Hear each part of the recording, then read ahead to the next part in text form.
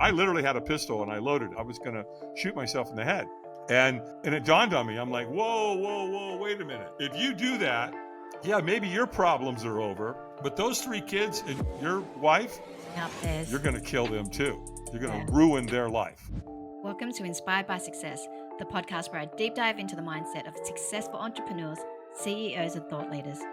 Get ready to be inspired and gain valuable insights to unlock your true potential.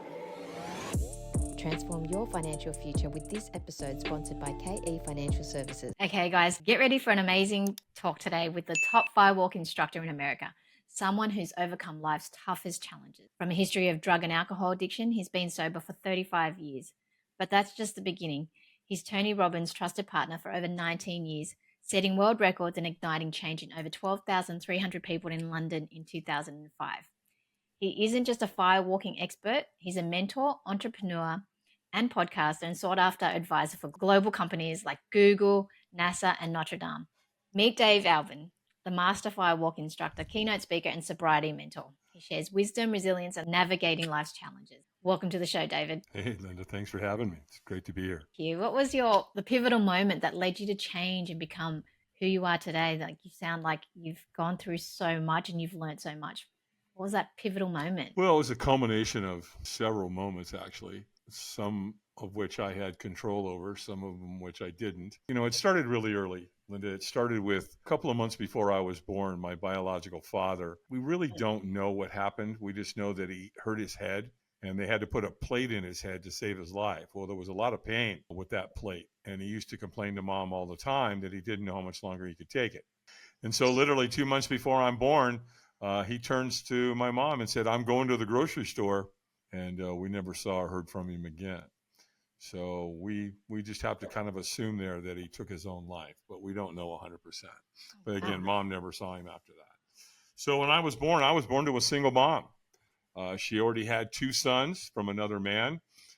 She was living in a 1-bedroom apartment with my grandmother and another cousin. So there were 6 of us living in this 1-bedroom apartment in Hollywood, California.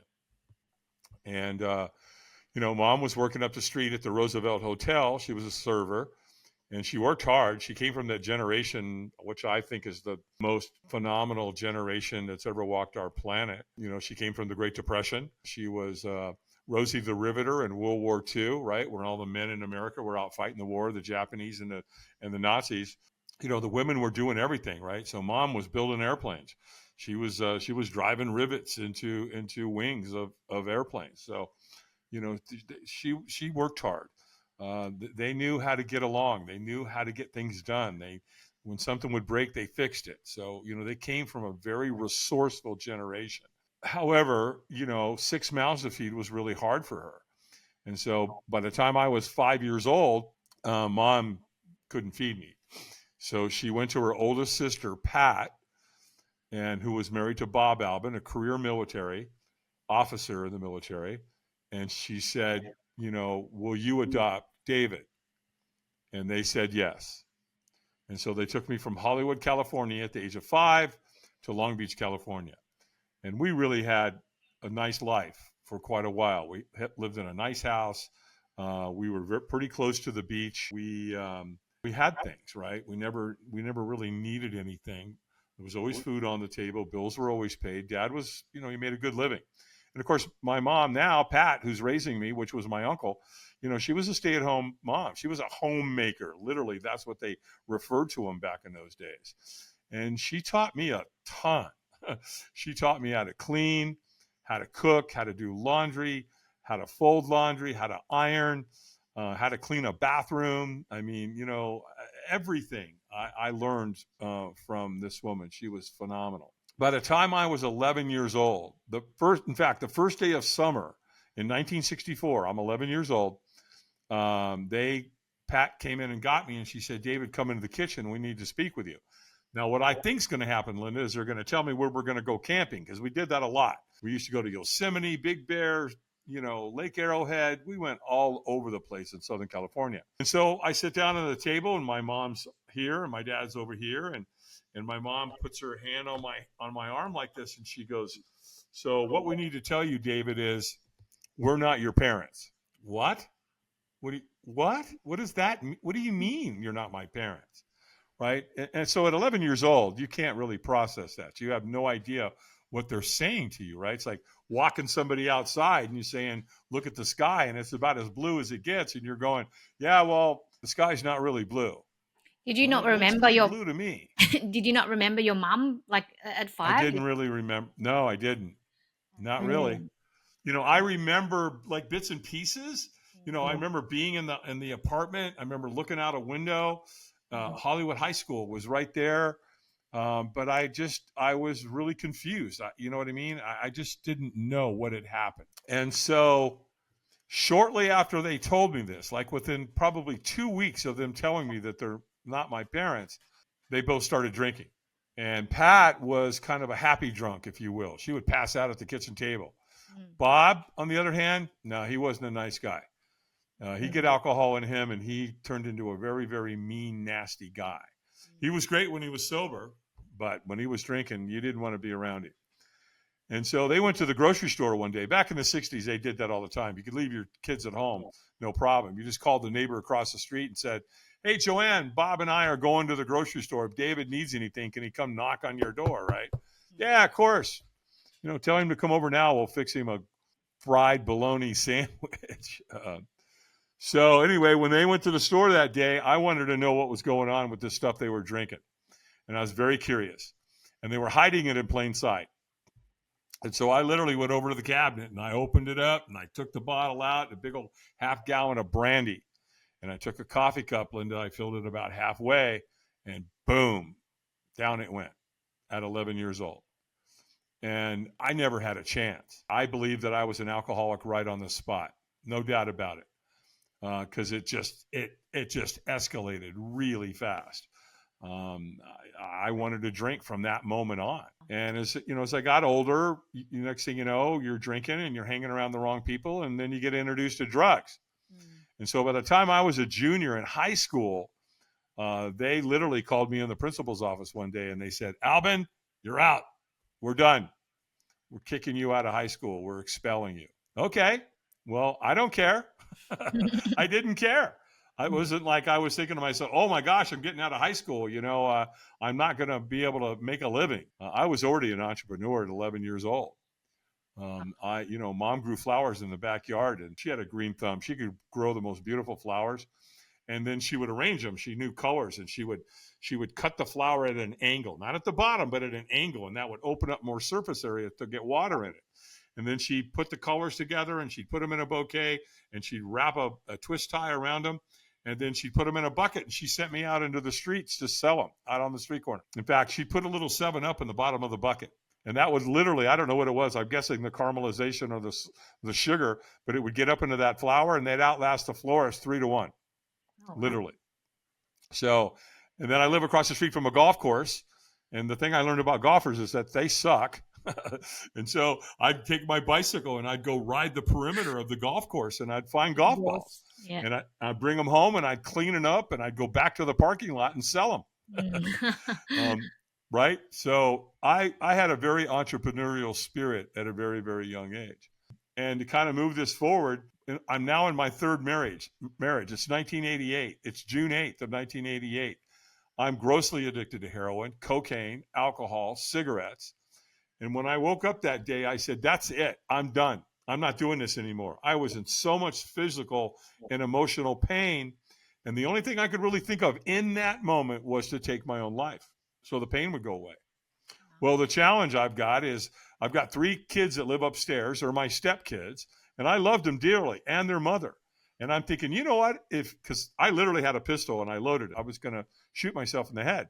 And it dawned on me. I'm like, whoa, wait a minute. If you do that, yeah, maybe your problems are over. But those 3 kids and your wife, you're going to kill them too. You're going to ruin their life. And you can't do that. You got to come up with another solution. And so the next thing I remember thinking was, okay, call Alcoholics Anonymous. And you know what was interesting about that moment, Linda, is that I didn't even know who AA was. I'd never been to AA. I didn't know anybody in AA. And yet there's the thought that's in my head to call Alcoholics Anonymous. And I did. And I got this wonderful lady on the phone who literally saved my life. and I have affectionately nicknamed her Madge over the years. And the reason that I did is because she talked like this. She probably smoked 2 packs of cigarettes a day. And so her voice was really raspy, right? But she was a gatekeeper. It was her job to interview you. And if she thought you would respond correctly, she would literally call somebody in AA and come pick you up. And she did that. She called a man by the name of Lauren, and he came and got me. And I went to 4 meetings on my first day. I went to a 12:30, I went to a 4:30, 6:30, and an 8:30. And they gave me one of these medallions. It said 24 hours on it. And then they gave me one at 1 month, 2 months, 3 months, 6 months, 9 months, and 1 year. And as you said in your opening here in June of 2023, I celebrated 35 years of sobriety. Well, so what happened there is that as I got into AA, I had insomnia. And I was up late at night all the time. My sleep patterns were all over the place. Well, I'm up late one night, and guess who's on the infomercial at 3:00 in the morning, right? A young, vibrant Tony Robbins, and he's selling a program called Personal Power. It's a 30-day program. And when I first listened to him, Linda, I couldn't stand him. I thought he was pompous. I mean, I really thought this guy was an ass. I couldn't stand him. But he said 2 things that got me. The first thing he said was, we'll do more to avoid pain than we will to gain pleasure. And I remember thinking, whoa, that's pretty profound, because that's exactly why I was drinking and drugging. I was either trying to run away from pain or I was trying to chase some pleasure, right? So that really resonated with me. But the other thing he said to me that really got me was the way we make decisions, the driving force in our life. How do we make decisions? And he said we make them out of one of 2 reasons, inspiration or desperation. And I'm like, well, I'm pretty desperate. Maybe I should listen to this guy. And so I bought his program, and it came in a big old box. And again, it was a 30-day program, and it came with these little white things called cassette tapes. Back in the days. Right? Yeah. Some of your listeners, in your audience won't even know what those are. Right? Go to the Smithsonian Institution. They're right next to 8-track tapes and reel to reel. So anyway, I went through the program and I did what the man taught me to do, and it worked. And then I ended up loaning my program to a buddy of mine in AA. And after he went through it, this was all going down in 1988, 1989. And 7 years later in 1995, my buddy calls me on the phone. Dan calls me on the phone. And he said, hey, man, did you know that Tony Robbins is coming to town? And I'm like, no, didn't have a clue. And he goes, oh, dude, come on. You got me into this. You got to go with me. Let's go see this guy. And I said, okay, I'll go with you. He goes, great, fantastic. It's all I need to know. I'll call you back. I'll make all the arrangements. So he calls me back like an hour later, and he goes, done. And here's what they told us to do. Number 1, drink a lot of water, hydrate. Got to stay hydrated throughout this 4-day event. It's called Unleash the Power Within, the Firewalk Experience. Well, but I didn't know that at the time. So then he said, bring snacks because we're going to spend a lot of time in the room. Okay, bring snacks. Got it. What else? They said, bring a good attitude and be ready to play full out. I said, well, Dan, how much was the ticket? And he said, $695. And I went, what? I mean, this is in 1995, $695 US, right? Back then, what's that worth today? I don't know, 1.1, 1.2 million, something crazy, right? So, and just as he's getting ready to get off the phone, he goes, oh, wait, I forgot to tell you something. I almost left out the most important part. We're going to be doing a firewalk. And I'm like, no, maybe you are, but I'm not. Now, I'm not saying anything, right? I don't want my buddy to think I'm chickening out, right? Yeah. But I'm like, oh, no. No. Hell no, I'm not doing that. Firewalk. And you know what's interesting about that, Linda? I didn't even know what a firewalk was. It just he sounds said firewalk. scary. I don't know what that means. Yeah. Right? But the word fire and walk doesn't sound like it goes together, so I'm not doing it, right? Well, so, we got off the phone, and so the big day comes. And we get there, and Tony takes the stage at 2:00 in the afternoon. And the next thing I know, it's after midnight. We've been in a room with Tony Robbins for 10 hours. Wow. Right? And remember the guy said, hey, bring snacks? Yeah, you better, or you're going to starve to death. And so, next thing you know, it's after midnight, and all of a sudden Tony goes, take your shoes off. And I'm like, Oh, no. Pal. I see where you're going with that. You're not tricking me. I'm not taking my shoes off. Well, I got a big problem. And the problem is I'm in a room with 3,500 people. And guess what they're doing? They're taking their shoes off. So what am I going to do? Not take my shoes off and go out there and everybody's going to be pointing at me? I'm like, oh, man. So I'm like, just calm down. You're not going to do this firewalk. Just go out there, take your shoes off, go out there. And when you get out there, go hide in the back. No one's going to know. You're going to ditch your buddy and just go hide out. Nobody's going to know. Well, except for me. Right? Well, it gets worse, Linda, because as soon as Tony gets you going out there, he's got everybody chanting and clapping. So now you got 3,500 people walking out to this big parking lot where the firewalk's going to take place going, yes, yes, yes, right? Gets worse. When you get out there, you've got African drummers, right? So it's dun, dun, dun, dun, dun, dun, dun, dun, dun. And I mean, oh my God, Linda, it is a dog and pony show unlike anything you've ever seen. And so how do you firewalk 3,500 people? Well, you start off by building a big fire in the middle of the day. And so you build a pit that's about 35 feet wide and about 70 feet long, and you just keep throwing wood on it all day. And so what happens is that after 10 hours or so, it renders. So you have this big, giant pile of coals. It's gorgeous. And so how you do it, how do you logistically set this up is you take a wheelbarrow over to the pile of coals. You load the wheelbarrow with the coals. You bring a wheelbarrow in between, and you lay 2 lanes of sod on each side of it, which is about 3 feet wide, 18 feet long. They call it a fire lane. And they just take a shovel, a flathead shovel, and they sprinkle those coals on top of that grass. And I think they call it turf in Australia. And they sprinkle the coals there, and that's what you walk on. Well, I'm hiding in the back. I'm having none of it. Now, at this point, people are clapping, they're chanting, the drums are going, they're already firewalking. When they get to the celebration end, they're jumping up and down, they're screaming. I mean, it's nuts. It's completely nuts. Well, Tony Robbins knows. Why did he bring firewalking into his events? Because he knows that it's one of the most life-changing experiences on the planet, by far. There's nothing that comes close to it that I know of.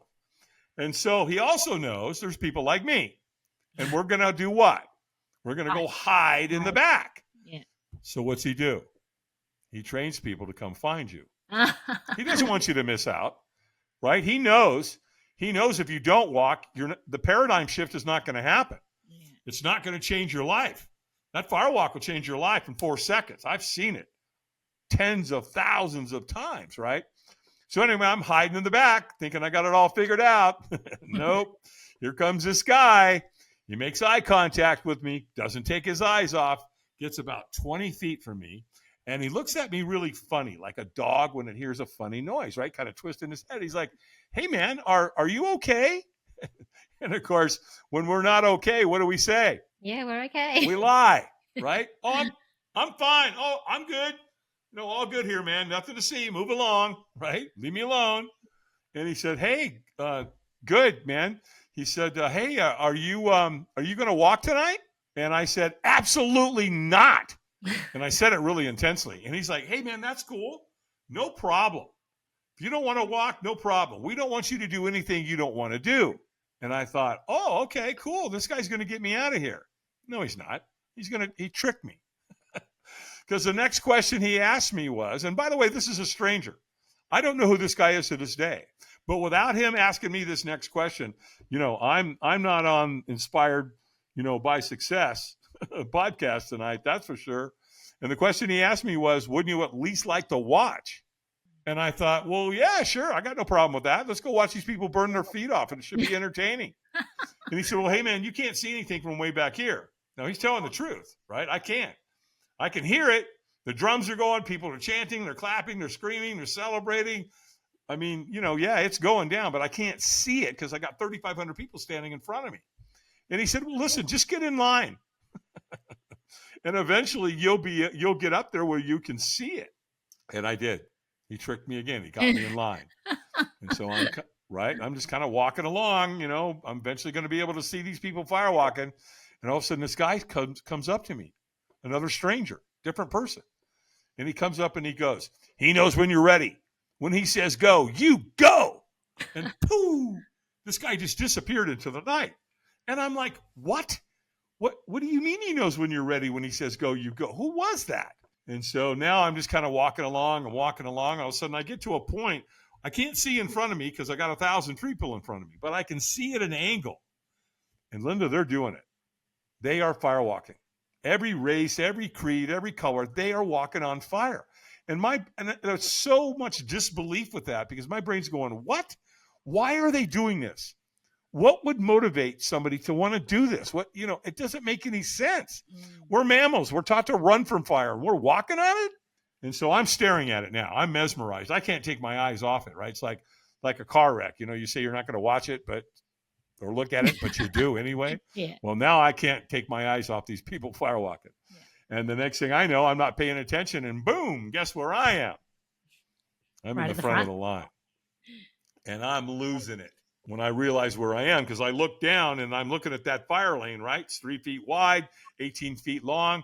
The coals are bright red. They're glowing bright red. The wheelbarrow's there. You can feel the heat coming off. My heart is beating so fast and so hard, it feels like it's going to jump out of my chest any minute. I'm scared to death. And I'm staring into the abyss. Well, there's a trainer standing there. And all of a sudden, the trainer goes, eyes up. And I'm like, oh, okay. Yeah, that's right. I'm supposed to keep my eyes up. And when I was in the room with Tony Robbins for 10 hours, guess what he teaches you to do? Keep your eyes up. Don't stare at what you fear. Interesting dynamic. Keep your eyes up and look to the celebration end. And so now my eyes are up, and the trainer said, squeeze your fist and say yes. And I went, yes. And he went, stronger. And I went, yes. And so he could tell. He knew I wasn't in a peak state. He knew I was leaving a lot on the table. So what's he do? He gets in my face and he screams at me, stronger. I threw my hands in the air and I screamed, yes, as loud as I could. And the trainer goes, go, go, go. I took off. Remember the guy came up to me? He knows when you're ready. When he says go, you go. I did. It worked. Wow. Well, they stop you, right? They have two people at the end of the lane, and they basically catch you. And they when they stop you, they're like, stop, wipe your feet and celebrate. And so I'm wiping my feet, Linda, and all of a sudden it dawns on me. I've burnt myself really bad. I was going to say, how does it feel? And I look at my foot. Well, I look at my, I burnt myself, or at least I think so, right? And I look at my foot, and it's dirty, but there's no burns. I'm having ghost pains. So I look at my other foot, thinking maybe it was burnt, right? Nope. It's dirty too. There's no burns. I just walked on coals that are 1,000 degrees, and I don't have a clue how I did it, but I did it. I was successful at it, right? I think we've all done that, right? You do something really incredible, but you don't even really know how you did it, but you'll take credit for it, right? I'm like, yep, that's me. I'm that guy. I just walked across coals that are 1,000 degrees. Well, wait, did it burn? Did it burn? It's one of the most. Did you feel the heat while you were walking through the coals? Yeah. You can feel the heat. There's heat there, and in that moment, once you finish, it's exhilarating because you think you can do anything in that moment. You're standing down there with a couple thousand people, and they're all screaming and yelling, and so your self-belief, your self-confidence, your self-worth all comes up at the same time vibrationally, and it goes across the board for 3,000 people. And so again, you think you can accomplish anything in that moment. I'm telling you, it is it's really awesome. I will tell you. It's like, hey man, where's the bus? Come on people, let's get on the bus. Let's go climb Mount Everest. I mean, that's what, that's kind of what's going on in your head. Well, here's where it gets interesting though. Really, really interesting was the next day. This is a 4-day event. That was day 1, the night thereof. Now we're in day 2. And now we're all standing in the foyer that next morning getting ready to go into the venue. And Linda, I've never seen anything or witnessed anything like it in my life. People were getting along humanistically unlike anything I've ever experienced. People were talking, and they're really communicating. You know what I mean? They're looking deep into each other's eyes. Some of them are crying. People are hugging. Some of them are laughing. They're talking about their fears. They're talking about the Firewalk. It was such a beautiful thing to witness and be part of that next morning. It was absolutely phenomenal. And that's the way human beings are supposed to get along, right? Not like what happened in March of 2020 where it just shredded us and everybody's arguing about a bunch of crap, right? They're arguing over a mask. I'm going to wear a mask. I'm not. I'm getting a vaccine. I'm getting 3 of them. I'm not getting any of them. I love Donald Trump. I hate Donald Trump. Oh, shut up already. That's not the way we're supposed to get along. That's not the reason we were put on this planet. So Tony knows that. That's why he does it. That's why he used the Firewalk, and he knows that next morning, he knows what he's got. He's got 3,000 people or 10,000 people or whatever, and they are all in a different place. And again, they're all getting along humanistically because now they're saying to themselves, okay, I walked on hot coals last night that were 1,000 degrees. So if I can do that, what else can I do? What am I capable of? Right. And that's what he wants. He wants their mind open like a parachute. Right. And so I met one of Tony's trainers later in the event, and I'm talking to this guy. His name's Ted Macy. Super, super great guy. And his wife, Mary, also, she's a trainer for Tony back in the day. And so I'm just talking to Ted, and we're talking about stuff. And I go, hey, man, you get to come be in this environment all the time, don't you? He goes, I sure do. I go, man, that must be really awesome, man. He goes, oh, yeah. Are you kidding me? It's phenomenal. And he goes, and I'm going to recommend something to you. You should probably try to do it too. He goes, as a matter of fact, he goes, you see all those people standing over there with those black shirts and the pink writing on the back? I'm like, yeah. He goes, dude, they're volunteers. They're just like you. They came to this Firewalk. They came to this event. And what they did is they called Robbins Research, and Robbins Research sent them an application, a volunteer crew application, and they got approved, and they're here. So when you get home, call them. Go call Tony's companies and ask them for an application. Who knows? Maybe you'll get selected.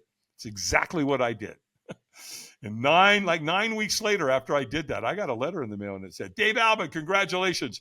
You've been selected to crew with the Anthony Robbins Company. Well, damn. So there I am. I'm at my first event with Tony Robbins, right? Well, when you fill out the paperwork, they pretty much interview you, right? They want to know all about you. So I had a military background and I had a security background. So they put me on the security team to help take care of Tony's celebrities. At the time, I lived on a farm.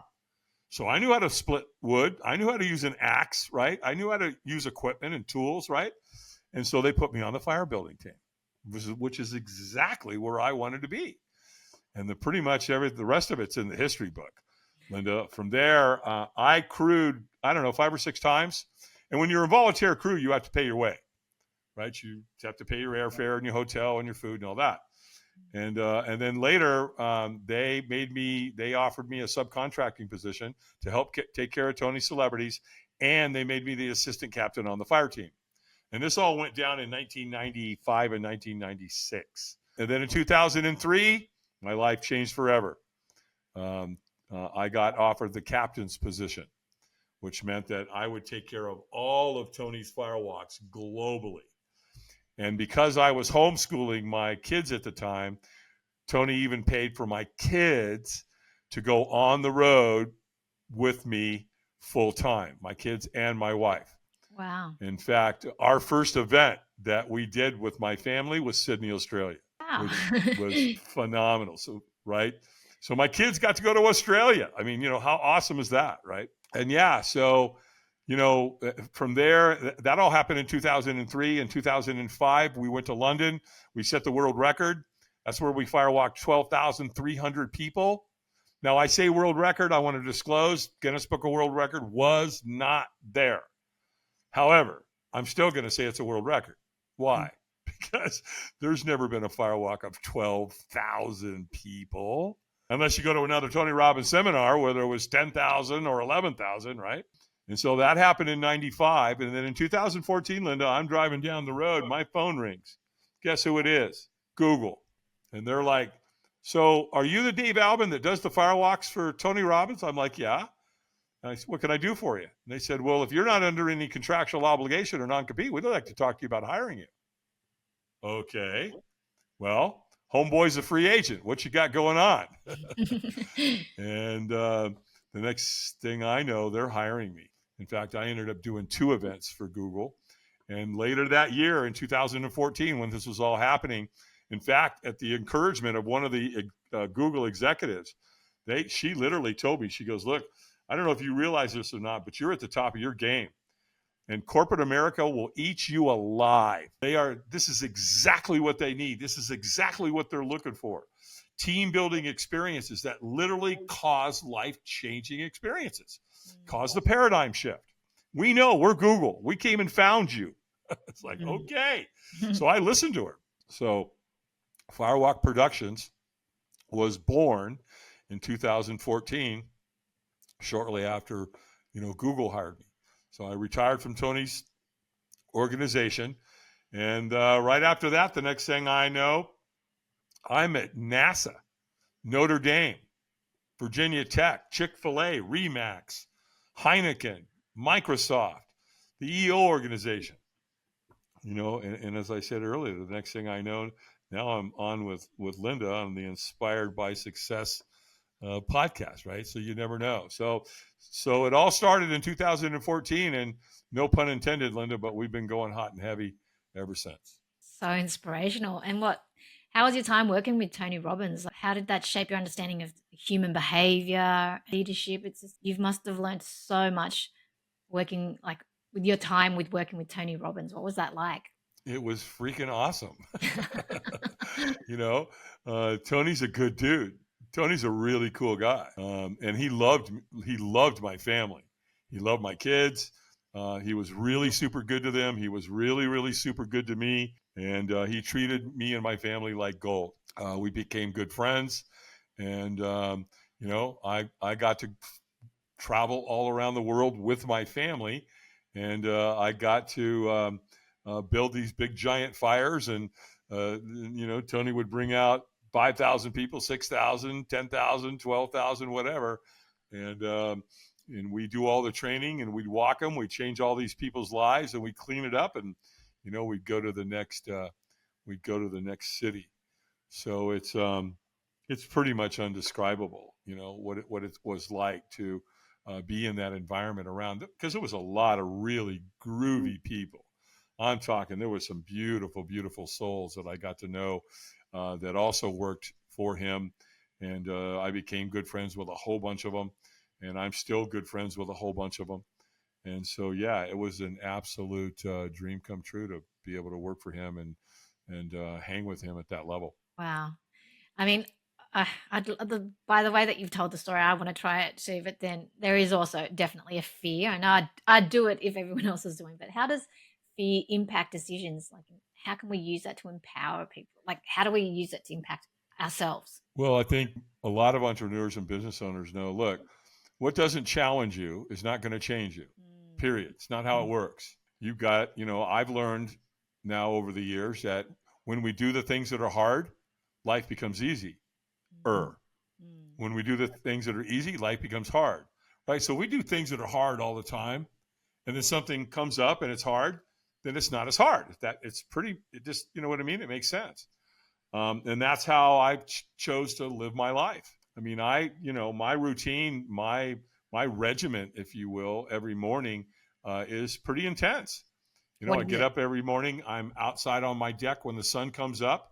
I want that morning sunlight on my upper torso because that sunlight's very good for me. It's very good for anybody. It's full of vitamin D. It's how we're supposed to live. We're supposed to be outside. I do diaphragmatic breathing when I'm out there in that sunshine for 9 minutes. I do 30 very deep, intense breaths. And then when I get to the end, I take a deep breath and I hold it. And I do 3 sets. So I'm doing 90 breaths. What am I doing? I'm influxing my body and my mind and my brain and all the cellular level with oxygen. Shouldn't come as much of a surprise. Oxygen is really good for you. It helps fight disease. I mean, disease, sickness, and illness can't survive in an oxygenated environment. Mm-hmm. And guess what? It's free. You don't have to pay for it. And then when I'm done with that, I go over to the other side of my house and I do earthing. I do grounding. I put my bare feet on Mother Earth. And you can go do the research on grounding and earthing. It's super, super good for you. We're supposed to have our feet on the ground and the earth because of, the negative and positive charge between your body and the earth. And then I also do some other breathing while I'm doing that. And then I come in to the house and then I read 10 pages in a good book every day. And I've been doing that for quite some time. And then I do my sound therapy and my meditation. And then after I do that, I go take a really hot shower. And then I finish that with a cold shower. Now, I live in the Appalachian Mountains in the northwestern part of the state of North Carolina. My cabin's at 3,500 feet. So the mountain water coming into my cabin is cold. It's like 57 degrees. And so I do a 3-minute cold shower every morning, every single day. Do I like it? No, I don't. I'm not. Does it get easier? No, it really doesn't. Now, I've learned some techniques. I've learned how to breathe through the process. But when I turn that cold water on and it hits me right here in the face and it's 56 degrees, I got news for you. It knocks the breath out of me every single time. It's not like I get up to a point where I do it and it doesn't do that anymore. No, it knocks the breath out of me. It's cold, but it's super good for you. Yeah, like the cold water, the ice baths. It sounds like people are getting into that too. Yeah. Well, I'm too lazy to do the bath. I'm not going to do that. You got to set it up and get in it and get out. I don't want to do that. The research shows that there's no more benefit in doing it the way I'm doing it. That cold water, it's 56 degrees. I do it for 3 minutes. I got the full benefit. Your body goes inside. All the heat goes in. Your liver kicks out an enzyme. And that's why professional athletes and Olympians take cold showers or take, cold baths. It helps repair the muscles and the ligaments and the tendons and all of that. So that's exactly what's happening in your body. You can do the research. There's a ton of peer reviews out there that talks about, cold baths and showering and or getting into the cold water.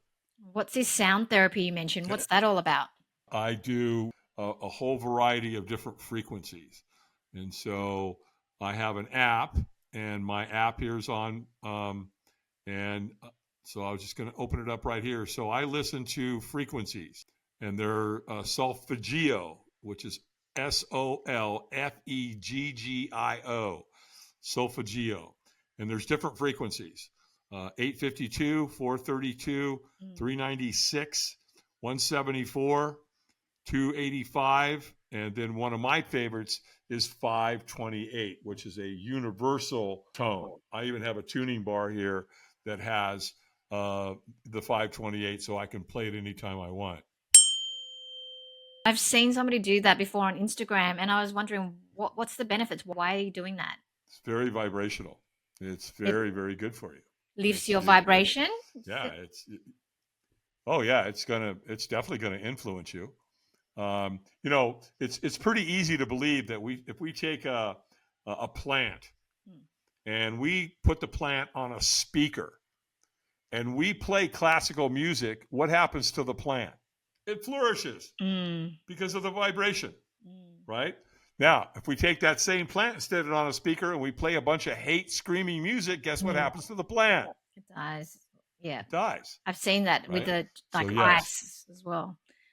There was a YouTube video, and it just showed like love messages and stuff and how it thrived, like looking at it under a microscope, it thrived and it was beautiful. But when it was hate and dark messages, you could just see the energy levels as well. So definitely science behind that. Yeah. That's Dr. Emoto. That's Dr. right. Masaru Emoto. He's the guy that, right? The Secret Life of Water. He's the one that was able to take a picture of a droplet of water turning into a snowflake at that exact moment. And he photographed it. And then he learned he could influence how it crystallized with sound, music, pictures, conversation, colors, the whole 9 yards. And according to Dr. Emoto in his book, The Secret Life of Water, the most beautiful crystallization of a water droplet, a snowflake, were the two words, love and gratitude. And if you look at my fire team shirts that I have for my team, on the back in Japanese calligraphy, I have those two words, love and gratitude. That's very So beautiful. that influences their body when they're wearing the shirt. Wow. Yeah, it is. It's very cool. What role do you Absolutely. think, what role do you believe self-awareness plays in everyone's journey, entrepreneurs? What role do you believe self-awareness plays in an entrepreneur's journey? How have you Self-awareness. cultivated this within yourself? Like being more self-aware, you're learning about all these self-development things, you're improving your body, you've got rituals, but tell us about your role in self-awareness and how Yeah. does that play in your journey? Well, yeah. So state management is everything.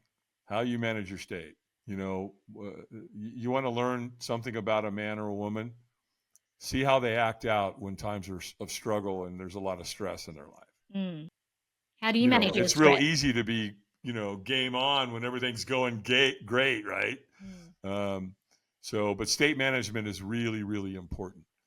And so that takes development. It takes awareness. Like if you lash out at somebody because they made you angry or whatever. Something I learned in AA a long time ago, and I love this, and they said, if you have a problem with a person, place, or thing, the problem's you. And first time I heard that, I went, what? But over the years, it was like, oh my gosh, it's true. Viktor Frankl really taught us the big lesson there. He wrote the book, Man's Search for Meaning. And I highly encourage that book. And I'm going to warn you, it's not an easy read. And the reason it's not an easy read is because Viktor Frankl was in Auschwitz. The Nazis took him to the concentration camp. And they killed his family. And they took everything from those people. Everything. Right? You stand outside in the cold. You're naked. They don't feed you. They take your dignity. They take your clothes. And every single moment that you were there, you didn't know if you were going into the chamber next. So imagine the amount of stress that those poor people had to go through every single minute because they didn't know they were going to die or not, right? But Viktor Frankl figured something out.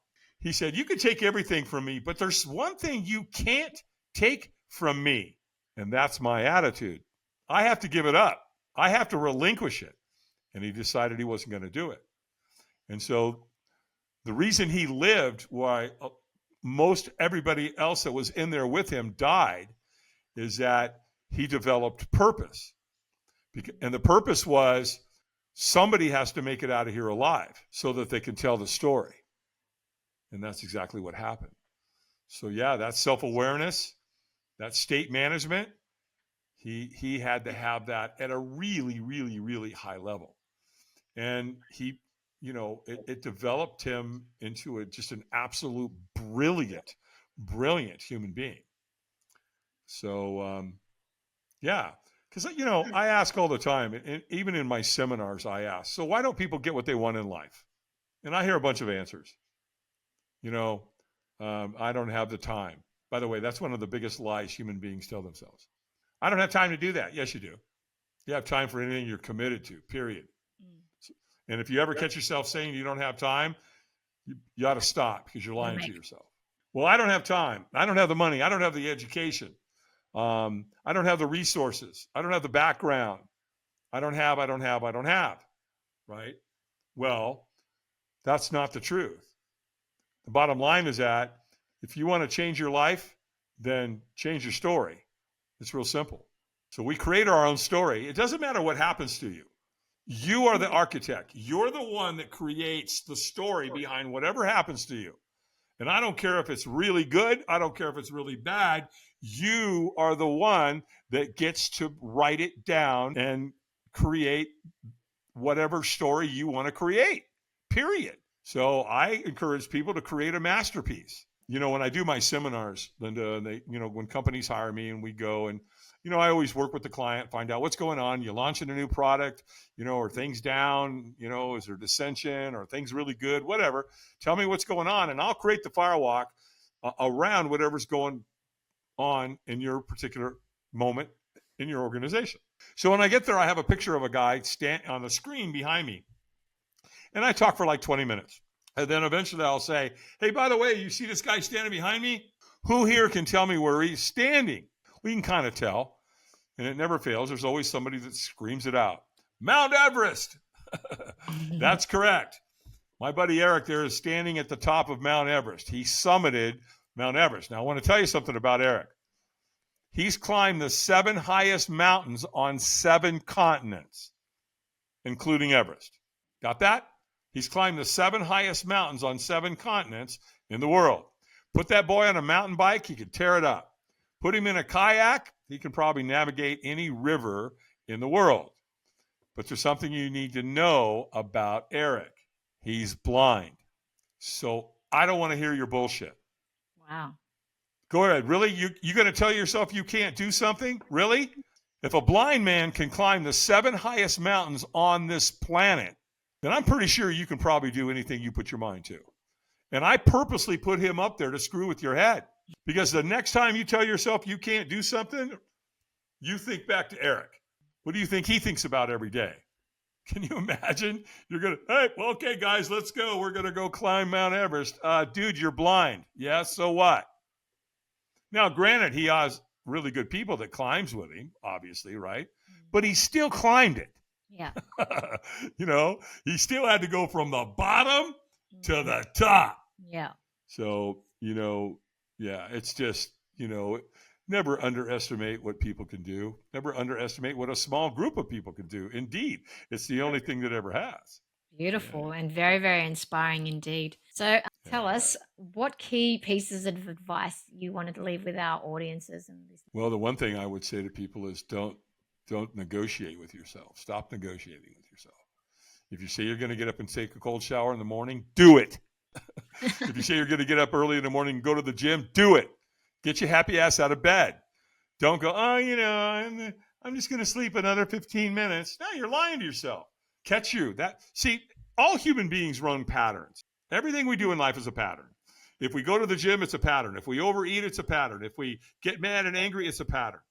And so you got to recognize your patterns, because you've got patterns that empower you. You've got patterns that don't. Recognize what they are and interrupt them and install more powerful, pattern. And that's really the big one. Because I believe this. I believe the 2 most important times in people's life, Linda, is the moment they're born and the moment they figure out why. And you're not going to figure out why by sitting on the couch. It's not going to happen. And the fears you don't overcome are going to become your limits. But, like when people come to the Firewalk, I tell them all the time, look, if you don't want to Firewalk tonight, don't. I don't care. That's up to you. But here's what I'm going to warn you. If you allow fear to influence that decision, you are screwed, because fear's not done with you. Fear's going to take so much from you. It's going to just shred your life of living an amazing life. I'll never forget something one of my mentors said to me years ago, and I never forgot it. And I hope your audience gets something out of it. And what he said to me, he goes, Dave, let me tell you something. Every single human on this planet has 2 lives. And the second one starts when you realize you've got only one. Very profound. Explain that to me. Well, right, where we have these, I'm this person, I'm that, we have this double life that we live. And so we have 2 lives typically. Now, some people may have more. Some maybe have 3 or 4 or 5. But we all have 2 lives. We have this life over here that we're living that is wonderful, and we're supportive and we're in love, and then we have this other life that we live over here that we don't want people to know about. That vulnerability part of our lives. That's why I get on, that's why I come to the table and I tell people, look, I was a low-life drug addict. I was not a good person. I was dangerous. I would hurt people. And yet now I'm on the other side of that. Well, a lot of people want to hide that. So again, it comes back. Every human being's got 2 lives. And the second one starts when you realize you have only one. So it just comes full circle. It just comes back, right? That's profound. Wow, so deep. How would you define success? From the standpoint of being able to go where you want, when you want, with who you want, as often as you want. Life's still going to come and go, but that's a pretty accurate, in my humble opinion, that's a pretty accurate way to live your life. You've been successful. If you get to the end of your life and your family's there and your grandkids and your kids, and they love you and they're proud of you, that's, to me, that's pretty darn successful. And I think it's everybody's own definition. My definition might be different than Linda's, But I'm in a position in my life where I kind of get to come and go and do what I want. I live up here in the mountains. I live in one of the most beautiful places on earth. I've got clean air to breathe. I've got mountain spring water coming into my house. And that's one thing I'll tell your audience. If you're drinking municipal water, stop. You're drinking chlorine. You're drinking fluoride. Both of those are extremely toxic. And the water you're drinking that's coming out of the tap is dead. They killed it. That's not the water you're supposed to put in your body. The water you're supposed to put in your body needs to be alive. Just like if the rain fell and you drank from a creek or you drank from a river, that's what you're supposed to be drinking. So do whatever you have to do to make sure you're not bathing in it and you're not drinking it. Because water and oxygen are the two most important things that you're going to put in your body. Of course, eating whole foods isn't going to hurt. Yeah. Right? Eating good, clean vegetables and fruits and meats and so on. Because your body's a temple. Yeah, exactly. I'm 70. I'm going to be 70 this year. And guess how many medications I'm on? 0. I don't want to play with Big Pharma. I'm not interested in anything they have to offer me. Yeah. That's a big hell no for me. And those things I just shared, right? Like getting up in the morning and having the sunlight. Vitamin D is critical. Vitamin D3 is critical to your health. Most people died of COVID. Every single person that died of COVID had low vitamin D levels. All of them. And the ones that lived had high vitamin D. And you can get that from sunlight. Now, you can buy a good vitamin D out there. Gary Bresch sells a really good, it's called 10X, and he's got a really good vitamin D that I like. But the sunshine's free, right? The breathing, the oxygen's free. The earthing is free. For me, the cold shower is free. The meditation, what did I do? I got an app. All right. And I got a boom box in my house but the sound, I think I don't know, maybe that app was $10, something like that. And then, again, reading 10 pages in a good book will change your life forever. Do the math. 365 days times 10. How many books is that? That's probably 10 really good books. Think reading 10 good books a year will influence your life? I think it might. Yeah. It just might. I totally agree. Yeah. Looking ahead, what excites you the most? The thing that excites me the most right now is I've made a slight change in my company. Corporate America has been really good to us. We get hired all the time. And the hires, we go in, we create this incredible experience, and they get on stage and change people's lives. But a couple of months ago, I was literally on a podcast, and after we recorded, we were talking sidebar, and Natalie asked me. She said, "David, have you ever done a firewalk for veterans?" And I said, "Specifically?" And she said, "Yeah." And I go, "No, I haven't." And I go, "Why? What's going on?" She goes, "Well, we have a gala coming up with 300 vets." And I said, "Really?" And she said, "Yeah, and we would love to do a firewalk for them." 22. The number in the U.S. is 22 a day are committing suicide. Well, that's not true. That's only if they leave a note. It's more like 40 a day are committing suicide, because you got to count the ones that didn't leave a note. And I went, "Oh my gosh!" The light bulb went off for me.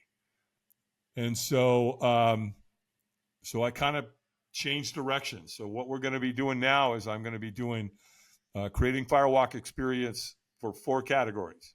1, veterans. 2, first responders. 3, single mothers. I was born to a single mom. I know how they struggle. It's hard. They need help. They need encouragement. They need motivation. They need to be inspired, right? And then kids that have been bullied. And so now what we're doing is we're getting corporate America. We're offering out there saying, "Okay, pick one of those, and you sponsor it, and we'll come do it. And you want to change some kids' lives? Great. Maybe there's a company and they make playgrounds, right?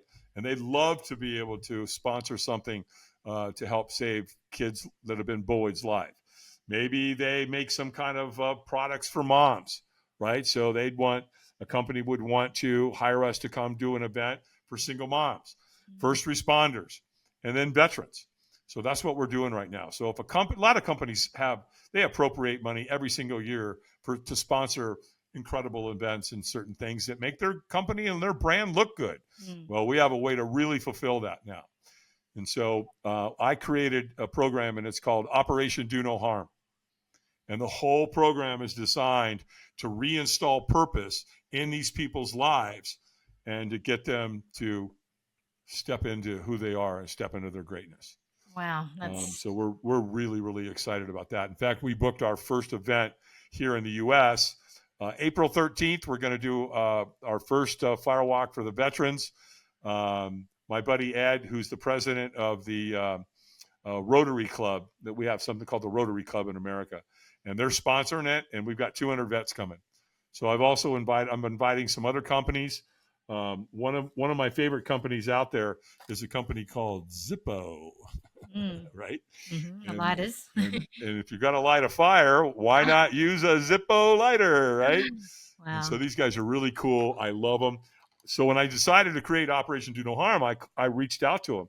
And I said, hey, guys, would you be interested in supporting us? And they're like, oh, heck yeah. Yeah. So I literally went up to Bradford, Pennsylvania, to the plant where they make the lighters. And they literally took me on a tour. They don't even do that. They don't even have tours. They took me, I was on like a 3-hour tour of the plant. It was so cool. And so they're going to make a lighter. In 1941, they made a lighter for GIs that were getting deployed during World War II. So they're going to take a 1941 replica. They're going to powder coat it black. And then they're going to take a laser and they're going to laser into the lighter, Operation Do No Harm. And so we're going to supply those lighters to the veterans and to the first responders. Can't really give them to the kids, but we might be able to. We might be able to give them to the single moms. So yeah, so we're real excited about that for sure. What a great purpose and it just sounds like you've got so much great things going on. So very inspiring indeed. Finally, where can people find you? They can just go to our website. It's firewalkadventures.com. So it's Firewalk, second word adventures with an S, all one word, firewalkadventures.com. Everything's there. So if they want to look at what we can do in the corporation, company, whatever wants to hire us, all that information's there, how to get a hold of me. I also have another program. It's called the Dave Albin Firewalk Academy. And that's where we literally train people that come and spend 5 days with me, right? So if a company wants to send one of their employees or an entrepreneur or a business person wants to come, and I'll train them, and then they can go back and facilitate these incredible experiences in their own companies and their own businesses.